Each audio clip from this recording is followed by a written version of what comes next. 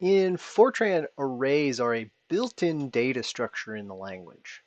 And since Fortran is targeted for use mostly in science and engineering applications, and in science and engineering, arrays are used a lot, in Fortran we see arrays used all the time. But there are quite a few gotchas that can allow you to introduce bugs in Fortran code when it comes to arrays. In this video, I want to go through an exercise using arrays and demonstrate all of the ways that you can inadvertently introduce bugs using arrays and show you some of the techniques and best practices to help you avoid uh, initial coding bugs when you're first implementing something in Fortran, and the techniques and best practices that help you avoid later introducing bugs when you're trying to modify things that use arrays in Fortran. So let's jump over and we'll take a look at the kind of exercise that we're going to try and do and just start coding around. The exercise that I want to go through here is something kind of simple, but it's complicated enough that, and we're going to want to use arrays a fair amount. So it's going to give us lots of opportunities to talk about the various gotchas and some of the best practices. The exercise we're going to do is we want to print the first some number of prime numbers and the corresponding square of that number.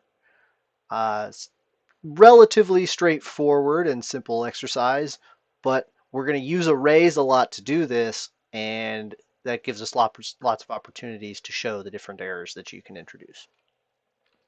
So I've got a program here that's just empty so far. It's got the obligatory implicit none to start, but we're just going to start from scratch and see what we can do here. So the first thing that I'm going to think of, I know that I'm going to need, is I'm going to need a list of primes, and we'll use an array for that. And because I know the first handful of primes that we want, I'm going to be able to make this a named constant. So the first question when we start to type this out is, well, obviously it's an integer. We're going to use the parameter attribute because it's going to be a named constant. We give it a variable, give it a name. We'll call it primes. And now it's saying that, well, we're going to want an array. Well, how big is that array? And so the naive answer is I'm going to think we'll start with the first 5 primes. So I'll put the number 5 here. And then we need to give it the array for those first 5 primes. So we'll say 2, 3, 5, 7, and 11 are the first 5 primes. Okay. Let's try and compile this and see and make sure it works. We'll call it arrays.f90, or arrays, and then the file name arrays.f90. Okay, it compiles. We're not really printing anything, so we won't see any output, but it also runs and doesn't crash. Okay, we're looking good so far. Next, let's start getting some output so we can actually see and get feedback on this. I'm going to need an integer I for my loop index variable. And we're going to loop from 1 to, well, we've got 5 primes, so we'll put the number 5 here. And we'll put print primes I. All right, so this should work, right? Compile and run. Yeah, we get 2, 3, 5, 7, 11. Okay, yeah, no, we're on the right track, right? But we've already introduced a couple of things that are going to be potential future bugs. Let's say 5 primes isn't enough. I want 6. Let's add 1. What's going to happen when we start to add these?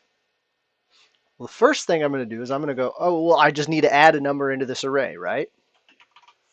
So the next one is 13.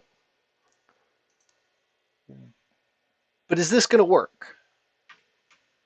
Let's try compile. Ooh, now we get a compiler error. Well, so this is a good sign. This is good news, actually. But so we say different shape for array assignment at 1 on dimension 1, 5, and 6, right? So we said that this is an array of length 5. but we gave it an array of length 6. So the compiler is able to catch us on this one. So that's good.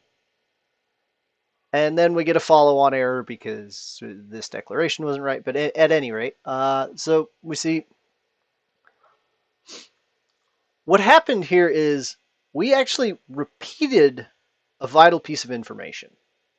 And when we repeat information in our code, that leaves us the opportunity for future modifications to make those pieces of information inconsistent. So the thing that we need to do here is this 5 is actually superfluous, right? The compiler knows what the length of the array on this side is. So we can actually replace that 5 with a star, and now the length of the array is the length of the array on the right-hand side. We don't have to repeat that piece of information there. So with that change, now we can compile and run, but we didn't get the last prime. We didn't get the number 13. Why is that? Because we again repeated that piece of information here. We said that we were going to loop from 1 to 5 because we had 5 primes. But now we don't have 5 primes, we have 6. So this number should not have been hard-coded literally here. We should again not repeat our information. We want to put something that uses the information that it depends on. We want to loop from 1 to the size of our array of primes. So the lesson here is do not hard code the size of an array anywhere. That array primes, don't hard code how long it is because we've already defined it by giving it an array. So don't repeat how long that array is. Just let the compiler know to just determine it. And when we're going to do a loop, don't hard code how big you think the array is. Use the actual size of the array by using the intrinsic size. Okay, so now we've got our array of primes. And I'm actually going to go back a couple of steps. And I'm going to reintroduce this 5 here and get rid of this one. I already told you not to do this, but I'm going to give you another reason not to do this kind of thing. So this still compiles and runs, and we get the thing we expected, the first 5 primes. But we need the next bit of information for this exercise that we said we wanted to also print the corresponding square of that prime number. So in this case, this is something that I can again calculate at compile time. So we can have a named constant, and we're going to call it squares. So how long is this one going to be? If you saw code like this and you were going to add this array, right, where I've already said that the length of the primes is 5, well, the length of the squares should probably be 5 as well, right? And we can hard code this by hand, right? I mean, we can say, that it's 4, 9, 25, 49, and 121, right? And we're going to add that into our print statement here, and now we've got, right, this is all going to work, right? Cool. All right, so this is working, but now let's go do that same modification, right?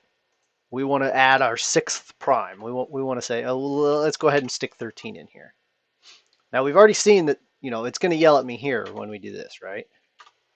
To say that, hey, that's too. You give me an array on the right-hand side that's longer than you told me the array was going to be. Okay, so let's go put that star back. Let's compile this now. Okay, this is going to compile. However, and in this case, the compiler is nice enough to notice this because it happens to have enough information to see that this is going to be the case. It says, hey, the array reference at 1, this one, is going to be out of bounds. 6 is greater than 5. in the loop beginning at 2, right?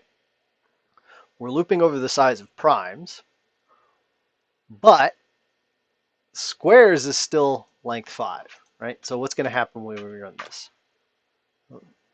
In this case, somehow it doesn't actually crash, but yeah, that clearly is not 13 squared. So what should we be doing to define our squares array here? Well, you'd be tempted to think, well, let's do this. Instead of saying size is 5, well, it's the same as it's the size is the same as the other array, right? Because they're supposed to be corresponding. They're supposed to have the same size. So you could be explicit about that. Say that the squares is supposed to be the same size as primes. Okay, and then we can do that.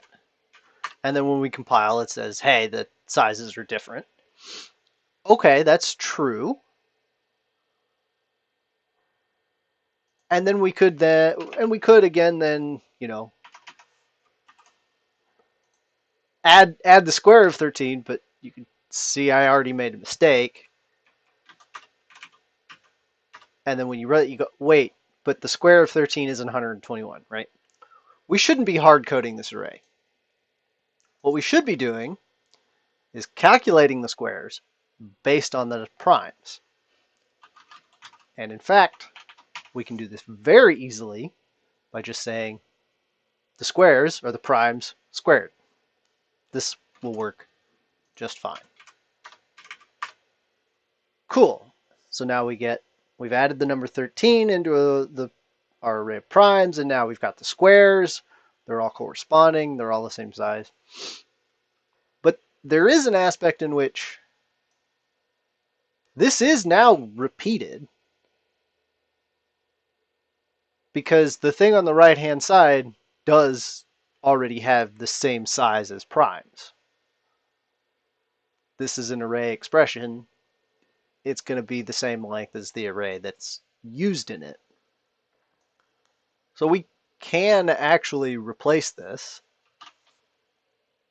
with a star, and it will still work correctly. This is one where you could go either way. You can be explicit about it, and then readers of the code will see, hey, these are really supposed to correspond, and any modifications you make that might just make that disjoint would get caught by the compiler. It's kind of half a dozen one way, six the other kind of a thing. So personal preference on that one, at least in this case. We're going to start to make some modifications to how this is done to give us some more opportunities to introduce bugs. So what we're going to want to do is, instead of having these be named constants, let's calculate them at runtime. Because while there are some algorithms that could be performed at compile time for the primes, there are a handful of algorithms that'll calculate primes for you that you really should be doing at runtime. So in the long run, what we want to do is we want to calculate the primes and their squares at runtime. So these can't be named constants. So the first step is we have to make the squares, we have to calculate the squares at runtime instead of compile time. So let's make this one not a named constant, which means it can't have an assignment statement there, or it can't be given a value here. And so we'll need a statement like this to calculate this at runtime. The question then is, well, I can't put a star here anymore. So I can't just leave that. The compiler says, hey, assumed size array has to be, in this case it says a dummy argument. But this is a variable declared in the main program. We have no place to put it as a dummy argument. And we'll get to more of assumed size in a little bit.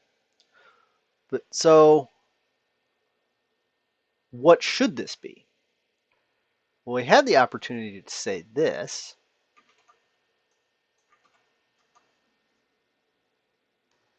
But this does now kind of start to seem redundant. I mean, this will work. Compile and run, right? This does work.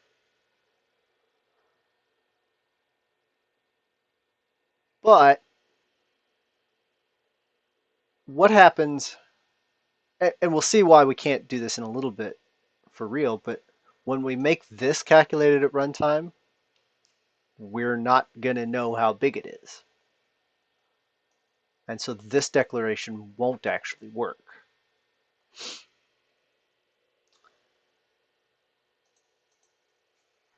And so what I actually want to do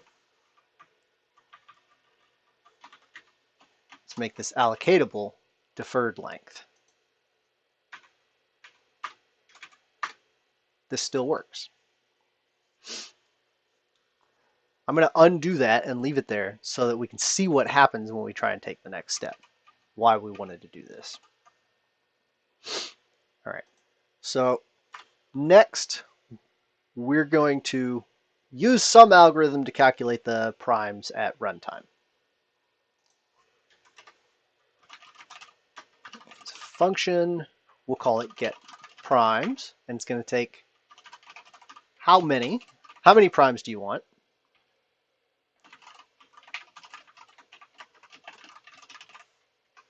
So it takes an integer, intent in argument of how many, and returns an integer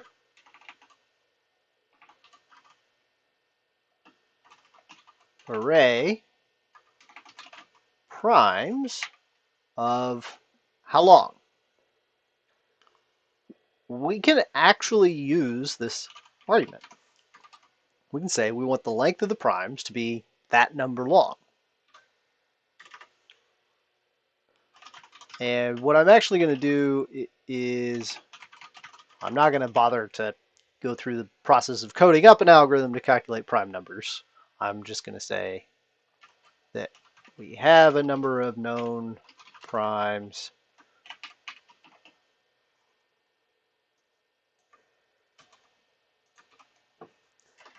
and for future sake, if you want to start playing with this code, I'm going to add an if how many is greater than the size of the known primes. Error stop. Don't know that many primes, right? So if you try and ask for too many, it's gonna yell at you instead of crash. So that's the nice thing we want to do. And so then the implementation for this is just primes is known primes from 1 to however many you asked for. All right, so this is a pretty straightforward procedure. And now we're going to say that primes equals get primes. How many do we want? Well, let's start with 5. And so now primes can't be a parameter. So we can't have this initial value here. So how big should primes be? Because we can't put star anymore. Well, we said we wanted 5 down here, right? So let's do that. Well, that works. But actually, let's do 6 primes. Now what happens? Where'd the 6th prime go? Well, we said that primes was length of 5. So when we get 6 of them, there's nowhere to put the 6th one. It just gets dropped. Okay. What about if we got this backwards? Right? We've got duplicated information here.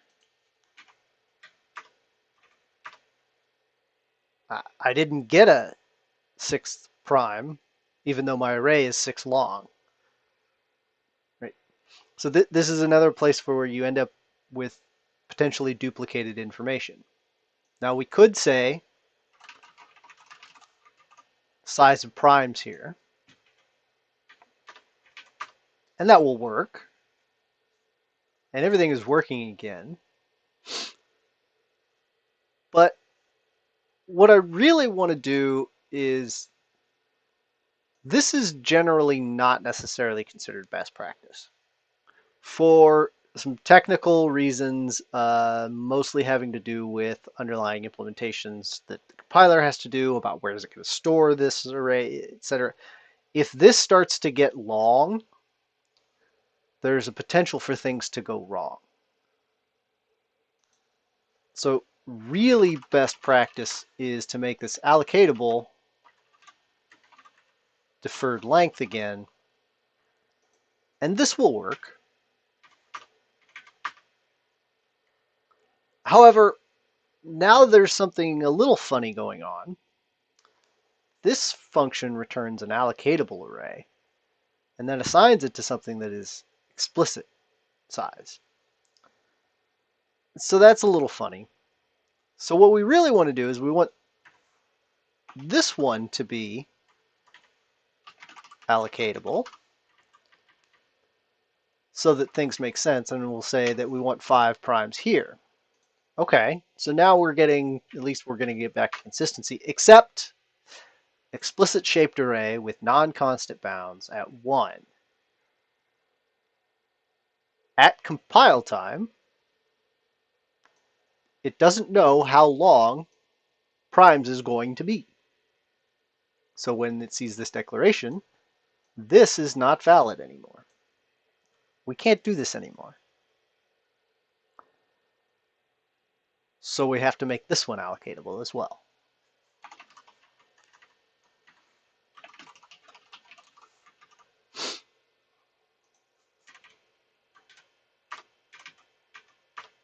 Okay. And now you can see we're back to, we have one place where we're saying how many primes are we going to calculate. Now I can make that change, go back to 6, and everything works. So we're back to a place of not duplicating any information anymore.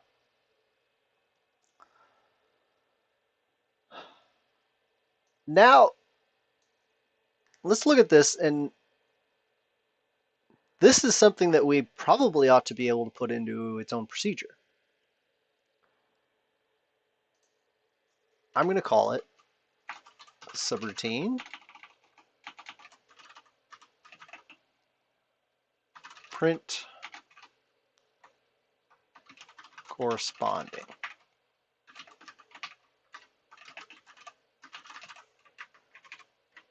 It's going to take 2 array arguments and print the corresponding elements from those arrays one line at a time.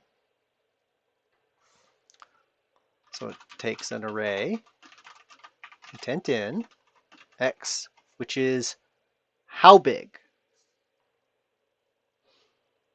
Well, we could be explicit about how big they'll be. Let's say that they're size 5. We have loop index, size of x. Well, we've already seen that we want to do this. We don't want to hard code the size of our loop here, right? Print x, I, and y, I. Okay, but now you notice. All right. What we'll do here is we'll say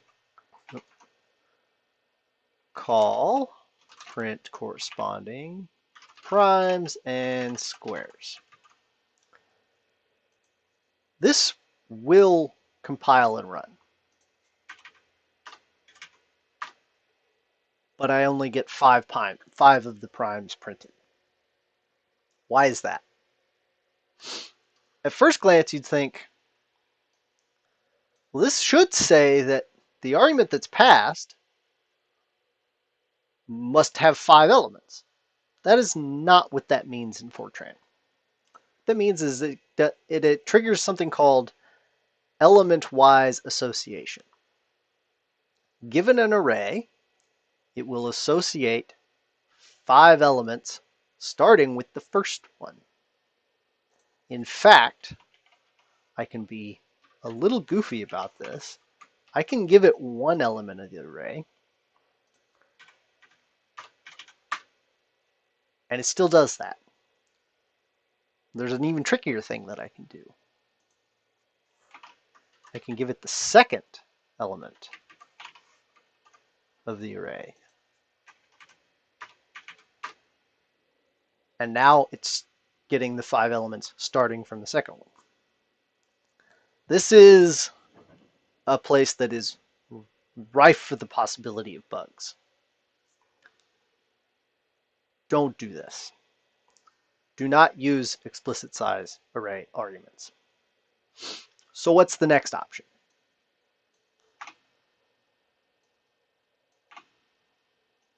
Well, the next option was something like a star.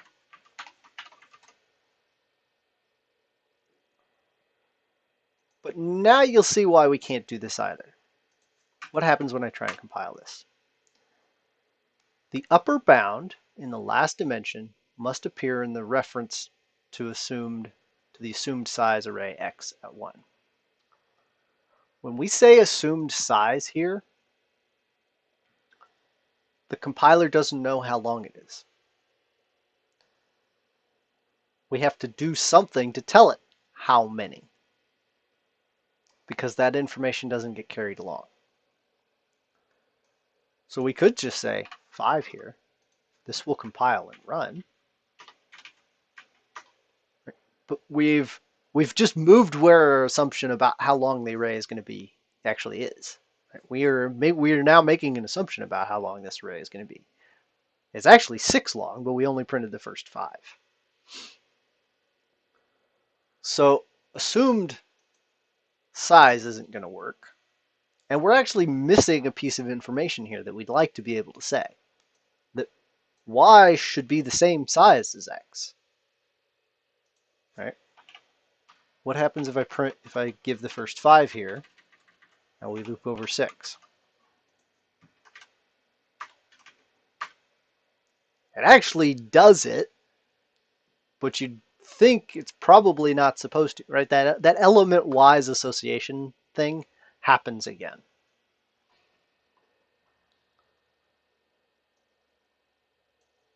In fact, I can do, I can give it the 1 and 1 here and do a 5, right? This is still going to work, right? It's doing this element-wise association. But what we really want to do is what we wanted to say is we want to pass along the information about how long the array is. So we want to pass the actual arrays. So I use colons here instead.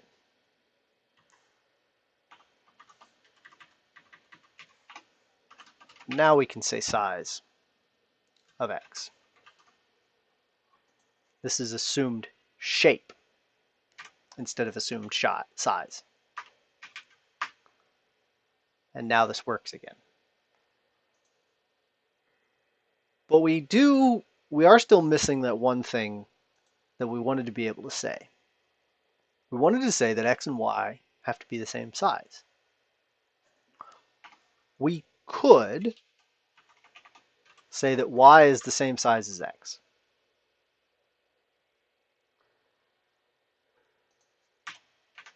And that will work. But we're back in the situation where this is explicit size now.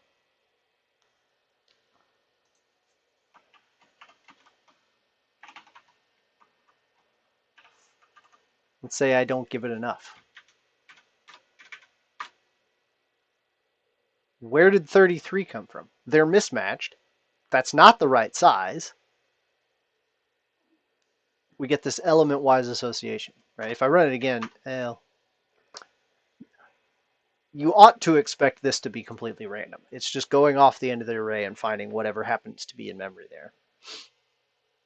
Sometimes that doesn't actually happen to be random, but right. So we still don't actually want this. Unfortunately, this is one of those situations where there's just not a real good solution in Fortran. This is something that just can't be caught at compile time. You can't make arrays be, you can't force the compiler to check that you're passing arrays of the right size. It just can't. So what we resort to is we say, we'll check it at runtime. If size of x does not equal size of y, error stop, sizes of arrays must be the same. That's really about as good as we can do in Fortran. When we're passing arrays, oh, I forgot to go and change it and fix it, and now we're catching ourselves, right? We hit that error stop statement because the arrays are not the same size. So if I go and remove this, now we should be back in a position of getting things correctly again. So the lessons here are actually when I have array variables, there are two situations I end up with. Either it's a named constant, and I'm going to use assumed size, so that's star for the size of the array, or it's a variable, and I'm going to make it allocatable, the deferred length. I almost never have explicit size arrays. And I say almost because there are some situations where it actually does make sense and is somewhat documentative about the intent of the code. But 99 times out of 100, it's going to be an allocatable array if it's a variable. That goes for function results and intent out or in out arguments. If it's intent in out, I probably isn't going to be allocatable, but I don't do intent in out arguments almost ever. If they are intent in arguments for arrays, they're always going to be assumed shape. And if they should have corresponding sizes, because it's information that should be corresponding, I'm going to have a runtime check. If the sizes aren't the same, stop. That's an error. So those are my best practices for working in arrays, with arrays in Fortran. If you liked this video, if you found this helpful, make sure you like, subscribe. I'm going to keep doing videos like this. So come back and learn some more stuff about Fortran.